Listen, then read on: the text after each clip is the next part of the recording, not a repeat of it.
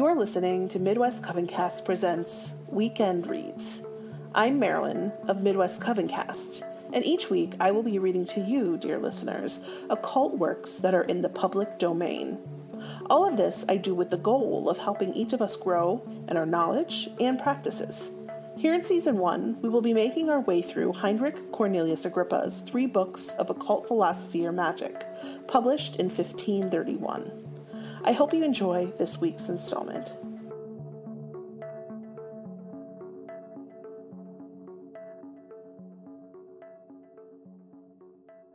Three Books of Occult Philosophy or Magic by the famous mystic Heinrich Cornelius Agrippa, von Nettesheim, counselor to Charles V, Emperor of Germany, and judge of the prerogative court. Book 1, Natural Magic, which includes the early life of Agrippa, his 74 chapters on natural magic, new notes, illustrations, index, and other original and selected matter. Edited by Willis F. Whitehead. By direction of the Brotherhood of Magic, the Magic Mirror. A message to mystics containing full instructions on its make and use. A quaint and curious volume of forgotten lore. Poe. Chicago, Hahn and Whitehead, 1898. This work of occult philosophy or natural magic, by that pure, mystic thinker and teacher, scholar, statesman, philosopher, and author, Heinrich Cornelius Agrippa, was brought forth by him through slander, edict, and enemies opposed. He lived, toiled, and triumphed in this cause. To those who have a love for truth and mystic art, this new edition is dedicated. Agrippa. Mr. Henry Morley, an eminent English scholar, in his Life of Cornelius Agrippa, makes these tributary statements. He secured the best honors attainable in art and arms, was acquainted with 8 languages, being the master of 6. His natural bent had been from early youth to a consideration of divine mysteries. To learn these and teach them to others had been at all times his chief ambition. He is distinguished among the learned for his cultivation of occult philosophy, upon which he has written a complete work. The Occult Philosophy. Judicious reader, this is true and sublime occult philosophy. To understand the mysterious influences of the intellectual world upon the celestial, and of both upon the terrestrial, and to know how to dispose and fit ourselves so as to be capable of receiving the superior operations of these worlds, whereby we may be enabled to operate wonderful things by a natural power, to discover the secret counsels of men, to increase riches, to overcome enemies, to procure the favor of men, to expel diseases, to preserve health, to prolong life, to renew youth, to foretell future events, to see and know things done many miles off, and such like these. These things may seem incredible, yet read but the ensuring treatise, and thou shalt see the possibility confirmed both by reason and example. J.F., the translator of the English edition of 1651. Preface. In the last half of 1509 and the first months of 1510, Cornelius Agrippa, known in his day as a magician, gathered together all the mystic lore he had obtained by the energy and ardor of youth, and compiled it into the elaborate system of magic, in 3 books known as Occult Philosophy, the first book of which, Natural Magic, constitutes the present volume. Agrippa published his occult philosophy with additional chapters in 1533. The only English translation appeared in London in 1651. It is a thoroughly edited and revised edition of this latter work that we produce. Some translating has been done and missing parts supplied. The reader is assured that while we have modified some of the very broad English of the 17th century, that he has a thoroughly valid work. Due care has been taken to preserve all the quaintness of the English text as far as consistent with plain reading. We have endeavored to do full justice to our author, the demands of those purely mystical, and the natural conservatism of the antiquary and collector. In this, we believe, we have fully succeeded. The life of Agrippa, up to the time of writing this occult philosophy, is also given, drawn mostly from Henry Morley's excellent life of Cornelius Agrippa. That part of the volume credited by Mr. Morley may be designated as an honest skeptic's contribution to mysticism, and his chapters are produced entire, as justice to both him and Agrippa cannot be done otherwise, and they are an especially valued part of mystic literature. The table of Kabbalah, newly compiled for this volume, will be found to possess superior features over all others. Following the above, we give a chapter on Empyrean Heaven, which will explain much that our author has written. It is derived mainly from an old occult work on physic. The symbols of the alchemists will be found both useful and instructive. The chapter on Magic Mirror, which ends the work, is believed to be the best contribution on the subject extant. All the original illustrations, and some new and selected ones, will be found, as also various etchings of characters. That one of the Empyrean Heaven contains, we have cause to believe, some of the very hidden knowledge relating to the lost world. It is a much older plate than the work it was taken from. Some parts of the volume will interest those who love to work out hidden things.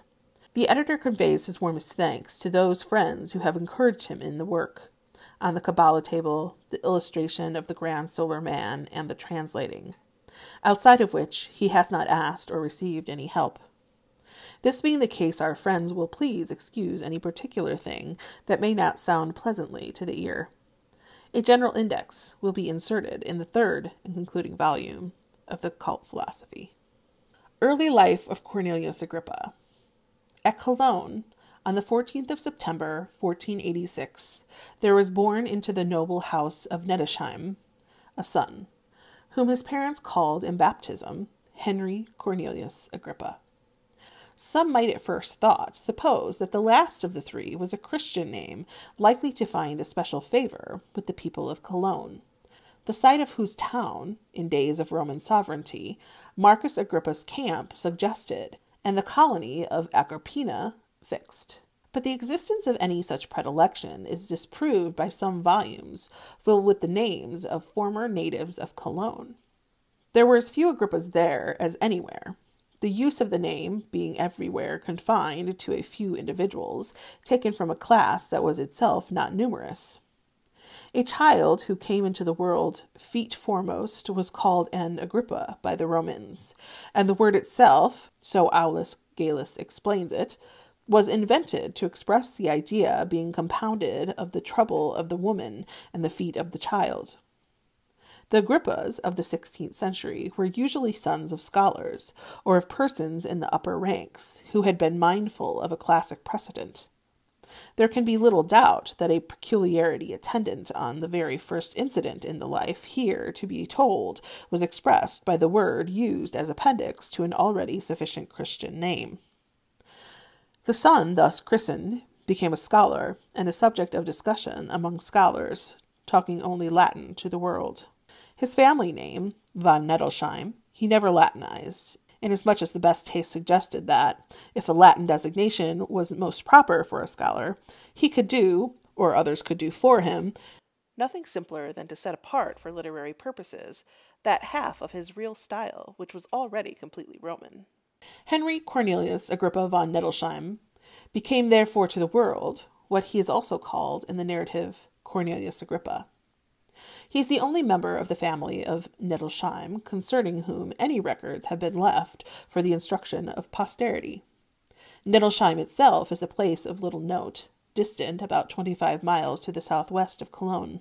It lies in a valley through which flows the stream from one of the small sources of the Roer. The home of the von Nettelsheims, when they were not personally attached to the service of the emperor, was at Cologne. The ancestors of Cornelius Agrippa had been for generations in the service of the royal house of Austria. His father had in this respect walked in the steps of his forefathers, and from a child Cornelius looked for nothing better than to do the same. It is proper to mention that among the scholars of Germany, one, who before the time of Agrippa was known as the most famous of magicians, belonged to the same city of Cologne. For there, in the 13th century, Albertus Magnus taught, and it is there that he is buried. Born in Cologne did not mean in 1486 what it has meant for many generations, almost until now, born into the darkness of a moldering receptacle of relics. Then the town was not priest-ridden, but rode its priests. For nearly 1,000 years, priestcraft and handicraft have battled for predominance within its walls. Priestcraft expelled the Jews, banished the weavers, and gained thoroughly the mastery at last. But in the time of Cornelius Agrippa, handicraft was utmost, and in sacred Cologne, every trader and mechanic did his part, keeping watch on the archbishop. Europe contained then but few cities that were larger, busier, and richer. For the Rhine was a main highway of commerce, and she was enriched, not only by her manufacturers and merchants, but at the same time also by a large receipt of toll. Commerce is the most powerful antagonist to despotism, and in whatever place both are brought, together one of them must die. Passing by the earlier times at about the year 1350, there arose a devilish persecution of the Jews in many parts of Europe, and the Jews of Cologne, alarmed by the sufferings to which others of their race had been exposed, withdrew into their houses, with their wives and children, and burnt themselves in the midst of their possessions. The few who had flinched from this self-immolation were banished, and their houses and lands, together with all the land that had belonged to the Cologne Jews, remained as spoils in the hands of the Cologne Christians. All having been converted into cash, the gains of the transaction were divided equally between the town and the archbishop. The Jews, 20 years later, were again allowed to reside in the place on payment of a tax for the protection granted them. In 1369, the city was again in turmoil, caused by a dispute concerning privileges between the authorities of the church and the town council. The weavers, as a democratic body, expressed their views very strong, and there was fighting in the streets. The weavers were subdued. They fled to the churches and were slain at the altars. 1,800 of them, all who survived, were banished, suffering, of course, confiscation of their property, and Cologne being cleared of all its weavers, who had carried no inconsiderable branch of manufacture.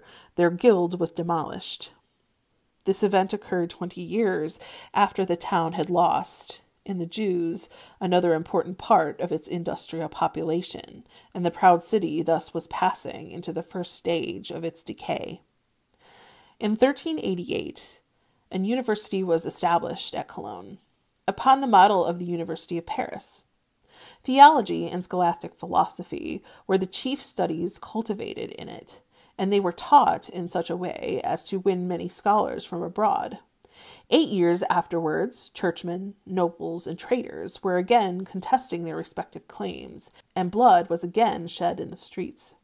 The nobles, assembled by night at a secret meeting, were surprised, and the final conquest of the trading class was in that way assured. A new constitution was then devised, continuing in force during the lifetime of Cornelius Agrippa. The von Nettelsheims were likely to be on better terms with the archbishop than with the party who opposed him, and they were in the emperor's service. This must have influenced the early years of Agrippa. In these early years, he displayed a rare aptitude for study, and as Cologne was a university town, and printing, discovered shortly before his birth, was carried on there in the production of Latin classics, the writings of ascetics, scholastics, and mystics like Thomas Aquinas and Albertus Magnus, it was only natural he should avail his eager desire for knowledge at these sources. He was remarkably successful in the study of European languages, also becoming proficient in several. Thus, his years of home training were passed until he arrived at the age when princes were considered fit to be produced at court. He then left Cologne and became an attendant on the Emperor of Germany, Maximilian I, whom he served first as a secretary, afterwards for 7 years as a soldier. At the age of 20, he was employed on secret service by the German court. At this time, Spain was in a chaotic political condition. Ferdinand, the widower of Isabella, was excluded from the crown after his wife's death, that inheritance having passed with his daughter Johanna as a dower to her husband Philip, who was the son of Maximilian. In September 1506, Philip died shortly before having declared war against France. Thus it was that Cornelius went to Paris, ostensibly to attend the university there, but in reality to keep Maximilian advised of the important news regarding the French. In the capacity of secret service, in which he was engaged more than once, he showed himself abundantly able to preserve diplomatic secrets, though concerning his own affairs he was open, frank, and free. Thus he is silent in regard to official duties at this time. In attending the university, Agrippa came in contact with several other minds who had a love for the occult, mystics, who found in him a natural leader to guide them into the realms of the unknown. With these, he organized a secret band of Theosophists, or possibly Rosicrucians. Among these mystics was one more prominent as the friend of Agrippa. He might be regarded as second in leadership, an Italian by the name of Blasius Caesar Landifus, who afterwards became noted in medicine and also a professor in the University of Pavia. Among them were M. Germain, advocate and author of a history of Charles V, etc., Gagny, theologian, linguist, Latin poet, and successively procurator, rector, and chancellor of the Paris University, Charles Foucard M. de Molenfleur, Charles de Boules, canon, professor of theology, and author of works on metaphysics and geometry, among which he treated of the quadrature of the circle and the cubication of the sphere, and other unusual matters. Germain de Brie, canon linguist and writer of Greek verse. M. Fash, Wigand, and Clerchamp, and Juanitin Pescara de Girona, a young Catalonian nobleman, temporarily at Paris while on his way to the court of Maximilian. Disturbances in Spain had spread to Aragon and Catalonia, and in the district of Tarragon, the Catalonians had chased one of their local masters, the Signor de Girona, the last named of the secret band above. Agrippa and his friends devised a plan whereby Girano would be restored to his estates. The capture of a fortification known as the Black Fort was necessary to the enterprise, and to effect this, a daring stratagem was decided upon. As the whole province of Tarragon could thus be held against the rebellious peasantry, it was believed the Emperor Maximilian would sanction the enterprise in half of his kin, and Girona went to the German court for this purpose.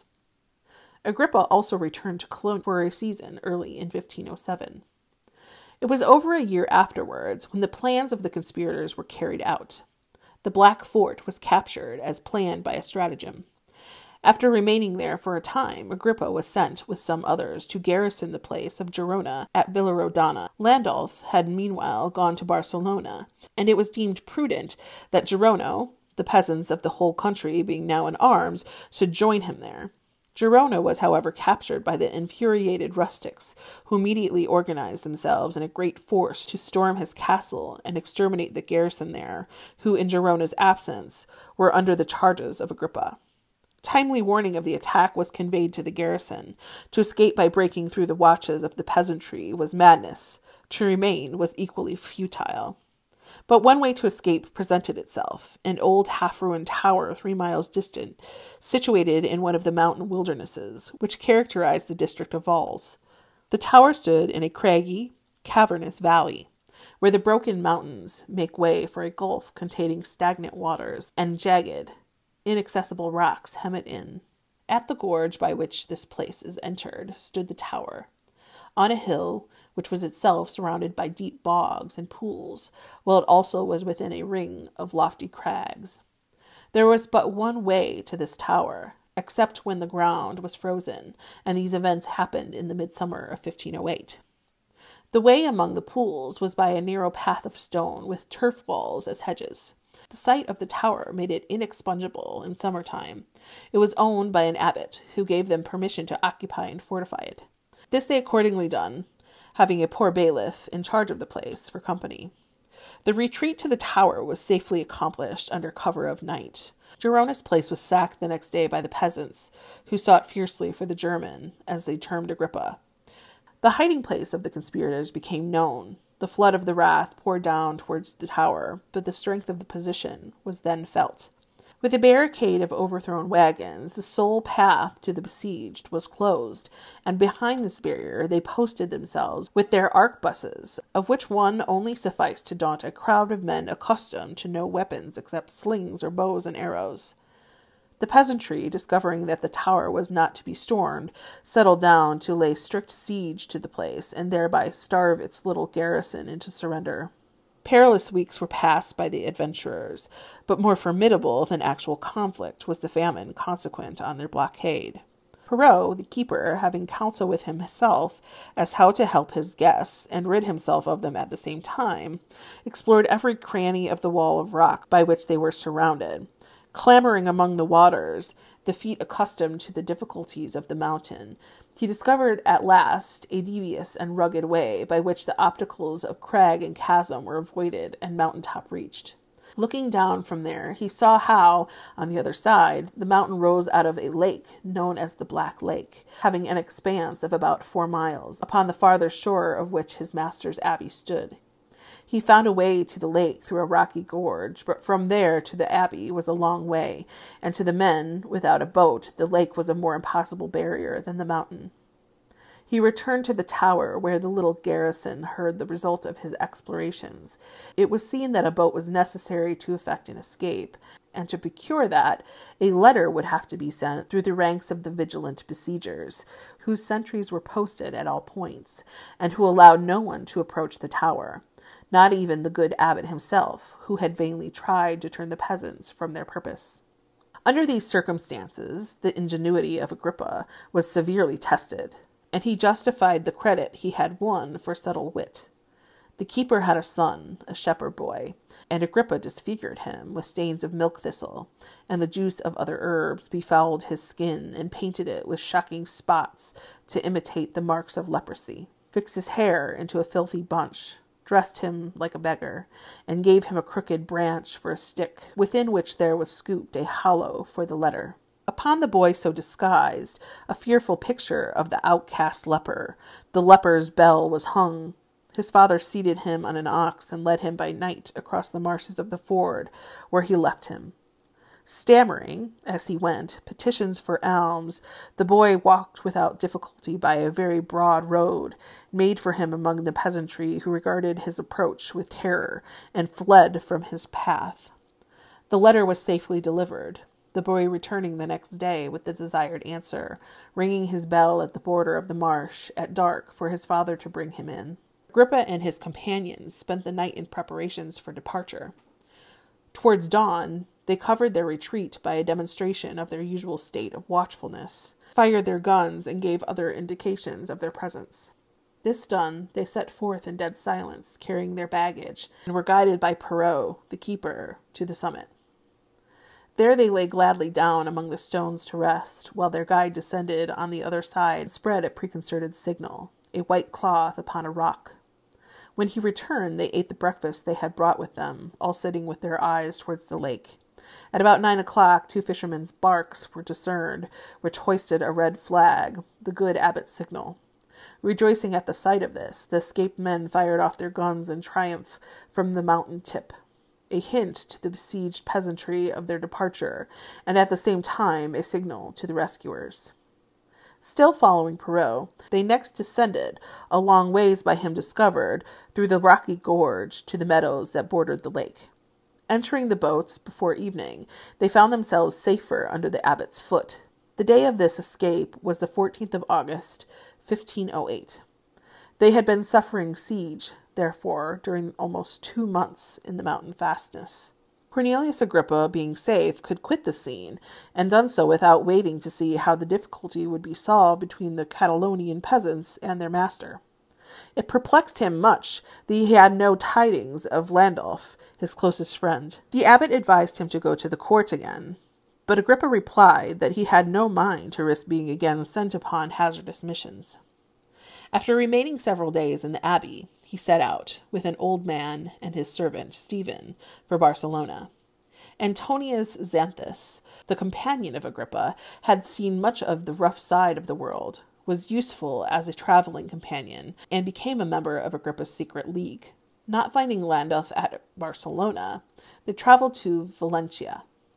From there, they sailed for Italy, and by way of the Balearic Islands and Sardinia, they went to Naples, where, disheartened by not finding Landulf, they shipped for Leghorn, and then traveled to Avignon.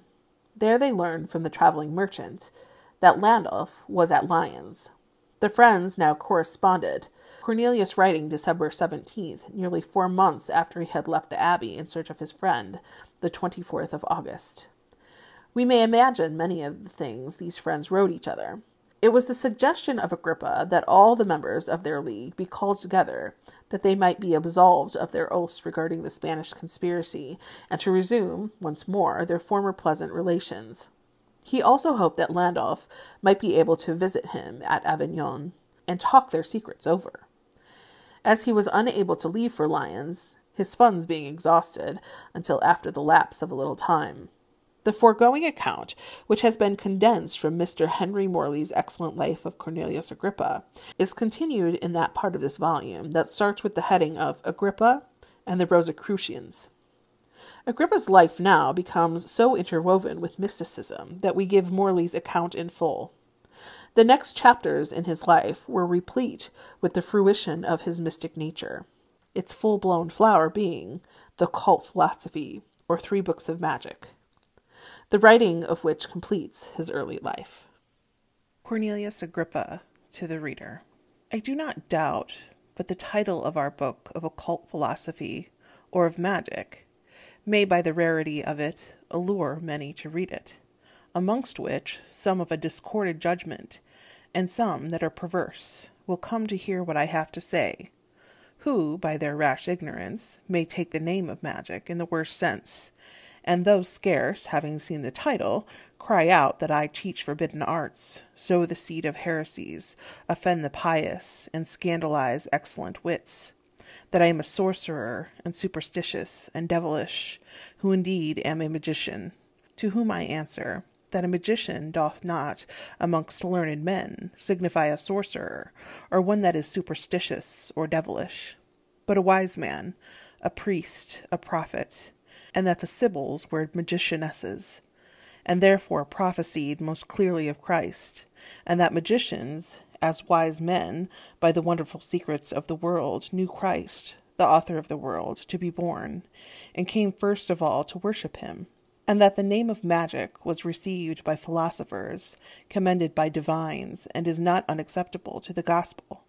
I believe that the supercilious censors will object against the Sibyls, holy magicians, and the gospel itself sooner than receive the name of magic into favor. So conscientious are they that neither Apollo, nor all the muses, nor an angel from heaven can redeem me from their curse. Whom therefore I advise that they read not our writings, nor understand them, nor remember them, for they are pernicious, and full of poison. The gate of Acheron is in this book. It speaks stones, but let them take heed that it beat not out their brains. But you that come without prejudice to read it, if you have so much discretion of your prudence as bees have in gathering honey, read securely, and believe that you shall receive no little profit and much pleasure. But if you shall find any things that may not please you, let them alone, and make no use of them, for I do not approve of them, but declare them to you. But do not refuse other things, for they that look into the books of physicians do, together with antidotes and medicines, read also of poisons. I confess that magic teacheth many superfluous things, and curious prodigies for ostentation. Leave them as empty things, yet be not ignorant of their causes. But those things which are for the profit of men, for the turning away of evil events, for the destroying of sorceries, for the curing of diseases, for the extermination of phantasms, for the preserving of life, honor, or fortune, may be done without offense to God or injury to religion, because they are, as profitable, so necessary. But I have admonished you that I have written many things rather narratively than affirmatively. For so it seemed needful that we should pass over fewer things, following the judgments of Platonists and other Gentile philosophers, when they did suggest an argument of writing to our purpose. Therefore, if any error have been committed, or any thing hath been spoken more freely, pardon my youth, for I wrote this being scarce a young man, that I may excuse myself, and say, whilst I was a child, I spake as a child, and I understood as a child, but being become a man, I retracted those things which I did being a boy. And in my book of the vanity and uncertainty of sciences I did, for the most part, retract this book. But here, haply, you may blame me again, saying, Behold, thou, being a youth, didst write, and now, being old, hast retracted it. What, therefore, hast thou set forth?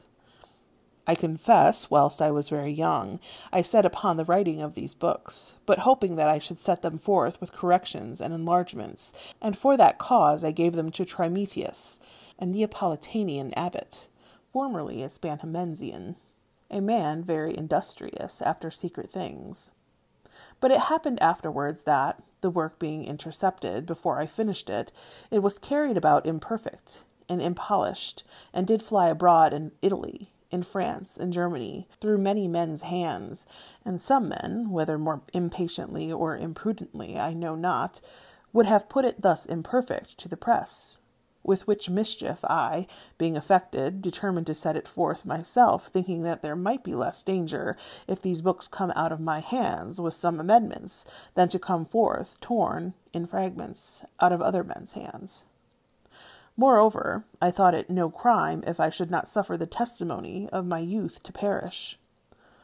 Also, we have added some chapters and inserted many things which did seem unfit to pass by, which the curious reader shall be able to understand by the inequality of the very phrase. For we were unwilling to begin the work anew and to unravel all that we had done, but to correct it and put some flourish upon it. Wherefore, I pray thee, courteous reader, weigh not these things according to the present time of setting them forth, but pardon my curious youth, if thou find anything in them that may displease thee. When Agrippa first wrote his occult philosophy, he sent it to his friend Trithemius, an abbot of Würzburg, with the ensuing letter. Trithemius detained the messenger until he had read the manuscript, and then answered Agrippa's letter with such sound advice as mystics would do well to follow for all time to come. Trithemius is known as a mystic author and a scholar. Agrippa to Trithemius. To R.P.D. John Trithemius, an abbot of St. James, in the suburbs of Urbipolis, Heinrich Cornelius Agrippa of Nettesheim sendeth greeting. When I was of late, most reverend Father, for a while conversant with you in your monastery of Urbipolis, we conferred together of divers things concerning chemistry, magic, and Kabbalah, and of other things which as yet lie hid in secret sciences and arts. And then there was one great question amongst the rest. Why magic? Whereas it was accounted by all ancient philosophers to be the chiefest science, and by the ancient wise men and priests was always held in great veneration, came at last after the beginning of the Catholic Church to be always odious to and suspected by the Holy Fathers, and then exploded by divines, and condemned by sacred canons, and moreover by all laws and ordinances forbidden. Now, the cause, as I conceive, is no other than this, viz., because by a certain fatal depravation of times and men many false philosophers crept in, and these, under the name of magicians, heaping together through various sorts of errors and factions of false religions, many cursed superstitions and dangerous rites, and many wicked sacrileges, even at the perfection of nature, and the same set forth in many wicked and unlawful books, to which they have by stealth prefixed the most honest name and title of magic, hoping by this sacred title to gain credit to their cursed and detestable fooleries. Hence it is that this name of magic, formerly so honorable, is now become most odious to good and honest men, and accounted a capital crime if anyone dare profess himself to be a magician, either in doctrine or works, unless haply some certain old doting woman, dwelling in the country, would be believed to be skilful and have a divine power, that she, as saith Apuleius the satirist, can throw the heaven, lift up the earth, harden fountains, wash away mountains, raise up ghosts, cast down the gods, extinguish the stars, illuminate hell. Or, as Virgil sings, shall promise by her charms to cast great cares, or ease the minds of men and shake the stars. For to go back, and rivers to stand still, and raise the nightly ghosts even at her will, to make the earth to groan, and trees to fall from the mountains. Hence those things which Lucan relates to Thessalia, the magicianess, and Homer of the omnipotency of Circe. Whereof many others, I confess, are as well of a fallacious opinion as a superstitious diligence and pernicious labour. For when they cannot come under a wicked art, yet they presume they may be able to cloak themselves under that venerable title of magic. These things being so, I wondered much, and was not less indignant that, as yet, there had been no man who had either vindicated this sublime and sacred discipline from the charge of impiety, or had delivered it purely and sincerely to us.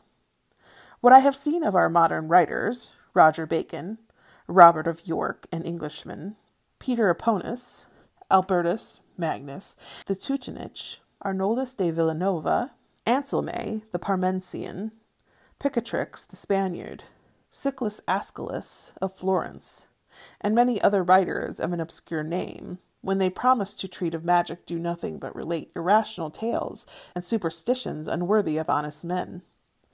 Hence my spirit was moved, and by reason partly of admiration and partly of indignation, I was willing to play the philosopher, supposing that I should do no discommendable work, seeing I have been always from my youth a curious and undaunted searcher for wonderful effects and operations full of mysteries. If I should recover that ancient magic, the discipline of all wise men, from the errors of impiety, purify and adorn it with its proper lustre, and vindicate it from the injuries of calumniators, which thing, though I had long deliberated of it in my mind, I never durst undertake. But after some conference betwixt us of these things at Herbopolis, your transcending knowledge and learning, and your ardent adoration, put courage and boldness into me. There selecting the opinions of philosophers of known credit, and purging the introduction of the wicked, who, dissemblingly, and with a counterfeited knowledge, did teach that traditions of magicians must be learned from very reprobate books of darkness, or from institutions of wonderful operations. And, removing all darkness, I have at last composed 3 compendious books of magic, entitled them of Occult Philosophy. Being a title less offensive, which books I submit, you excelling in the knowledge of these things, to your correction and censure, that if I have wrote anything which may tend either to the contumely of nature, offending God, or injury of religion, you may condemn the error.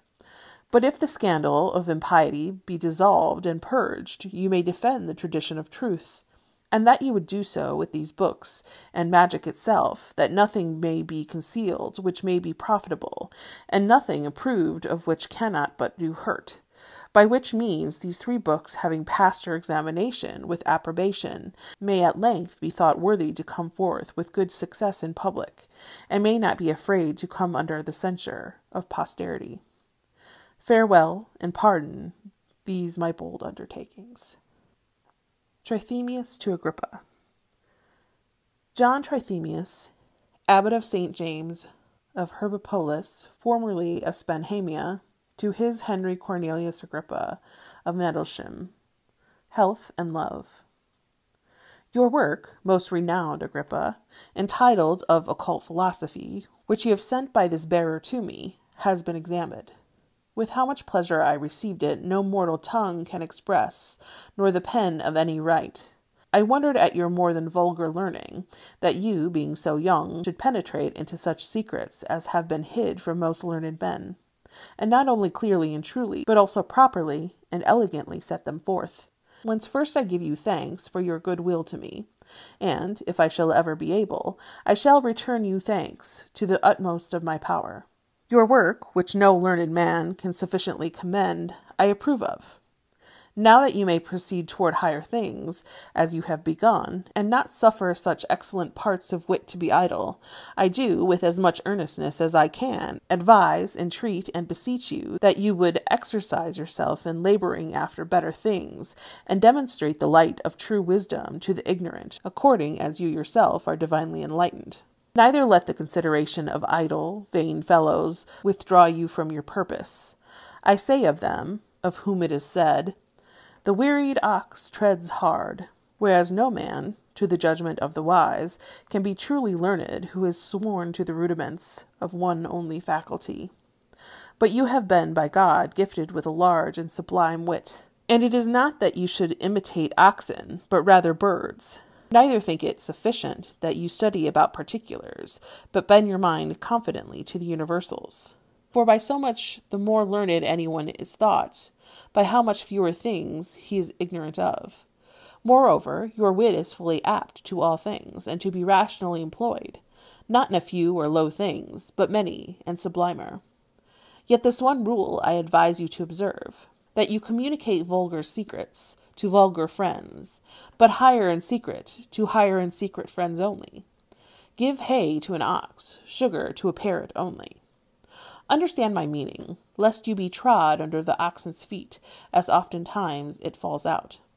Farewell, my happy friend, and if it lie in my power to serve you, command me, and according to your pleasure it shall without delay be done. Also, let our friendship increase daily. Write often to me, and send me some of your labors. I earnestly pray you. Again, farewell. From our monastery of Piopolis, the 8th day of April, A.D. MDX. In January 1531, Agrippa wrote from Mechlin to Herman of Wied, Archbishop of Cologne, to whom he dedicated his occult philosophy. In this letter he says, "Behold, amongst such things we were closely laid up, the books of occult philosophy or magic, a new work of most ancient and abstruse meaning, a doctrine of antiquity, by none, I dare say, hitherto attempted to be restored. I shall be devotedly yours, if these studies of my use shall be authority of your greatness come into my knowledge. Seeing many things in them seem to me, being older, as most profitable, so most necessary to be known. You have, therefore, the work, not only of my youth, but of my present age, having added many things." The etching inserted at this first place is made from the title page of the only complete English edition of the Occult Philosophy of Magic, heretofore published. Thank you for listening to the first installment of Midwest Covencast Presents Weekend Reads. Join me next week for the next installment as we continue through Heinrich Cornelius Agrippa's 3 books of occult philosophy or magic. For more information about Midwest Covencast, you can visit our website at midwestcovencast.com. You can also follow us on social media at Midwest Covencast on TikTok, Instagram, and Facebook, or at Midwest Coven on Twitter. We hope to see you there. Until next time, Coven, blessed be.